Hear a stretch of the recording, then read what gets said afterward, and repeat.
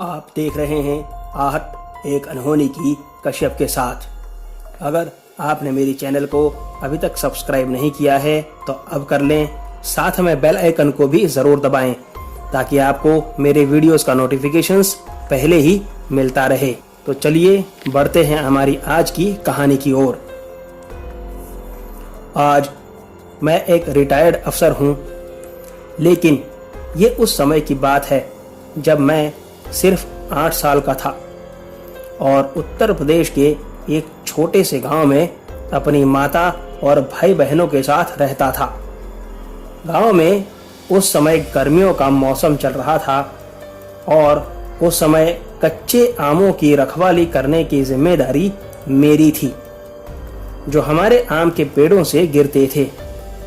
उन्हीं दिनों पता चला कि रात के समय कोई हमारे आम चुरा ले जाता था, तो भाइयों ने मेरी ड्यूटी रात को लगा दी थी। रात की पहरेदारी में मैं बैठूंगा। लिहाजन शाम का भोजन करके मैं अंधेरे में लालटेन लेकर हमारी आम की बगिया की तरफ निकल पड़ा।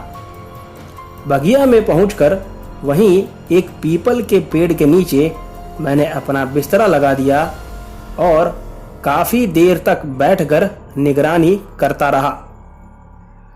फिर उठकर पूरे बगिया का चक्कर भी लगाया। उस समय हाथ में एक लठ हो तो ऐसा लगता जैसे हमसे बड़ा और कोई है ही नहीं। काफी देर तक निगरानी करके मैं फिर से पीपल के पेड़ के नीचे बैठ गया।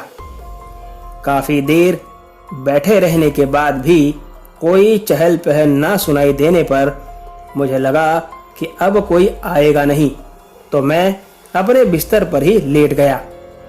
लेटे लेटे इधर उधर देख रहा था। कब मेरी आंख लग गई मुझे पता ही नहीं चला।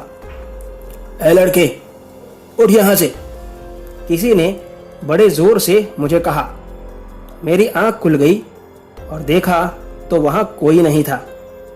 मुझे लगा शायद मैंने कोई सपना देखा होगा।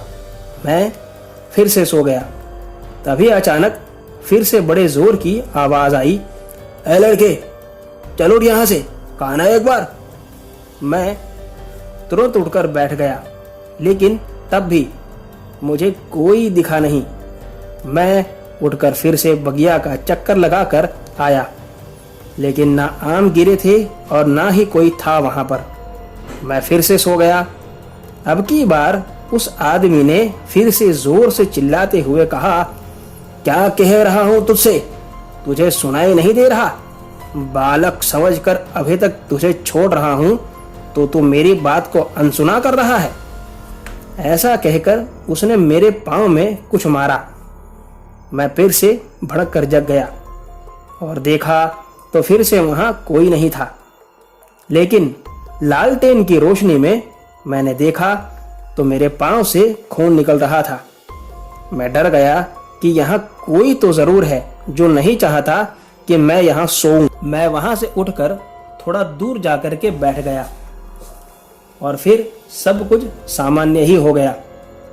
सुबह की पहली किरण होने पर मैं घर के लिए निकल गया। घर पहुंचकर जब मैंने सारा वाकया अपने बड़े भाइयों से बताया, तब उन्होंने कहा कि बेटा, पीपल के पेड़ के नीचे नहीं सोना चाहिए, और कुछ भी उन्होंने मुझे नहीं बताया, शायद मेरी छोटी उम्र देखकर।